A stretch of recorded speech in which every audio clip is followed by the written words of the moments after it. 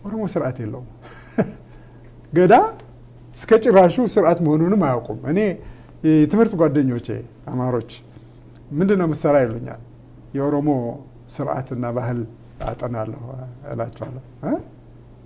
ኦሮሞ ምን ስርዓትና ባህል አለው ይሉኛል። የተማሩ ሰዎች ናቸው የሚሉት። አስተሳሰባቸው እኔ የምሰራው ስራ ከንቱ ስራ ነው የሚል አስተያየት ነበራቸው። እና በኋላ ተመልሰው ከስንት ዓመት በኋላ መጽሐፉን ሲያነቡ ኦፍኮርስ እንደገና ሊረዱ ይችላሉ። የገዳ ስርዓት በኢትዮጵያ ውስጥ ማግኘት የነበረበትን ሪኮግኒሽን ያህል አግኝቷል? አላገኘም በጭራሽ። ማን ዞር ብሎ ያው እንግዲህ ገዳ ከታተመ በኋላ ኦፍኮርስ መጽሐፌ ከታተመ በኋላ ሪኳየርድ ሪዲንግ ሆነ። ዩኒቨርሲቲ አዲስ አበባ ዩኒቨርሲቲ አንድ ሙሉ ጄኔሬሽን አነበውታል መጽሐፉን። እንግዲህ በዚያን ጊዜ ኦሮሞዎች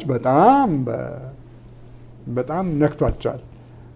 ዩኒቨርሲቲ የነበሩትን እነ ባይሳ ሌሞ የኔ ተማሪ ነበረ አዲስ አበባ። ስለ ገዳ ብዙ ጽፏል። ብዙ ሰዎች መመራመር ጀምረዋል ከዚያ በኋላ። እስከዚያ ድረስ ግን የሆነው ምንድነው? ከዛ በፊት ግን ዲንሳ አባጆብር ነበረ። የአዲስ አበባ ዩኒቨርሲቲ የህግ ተማሪ ዲንሳ ህግ ነው የተማረው። እሱ አዲስ አበባ ዩኒቨርሲቲ ግሩም የሆነ መጽሐፍ ነው የጻፈው በዚያን ጊዜ።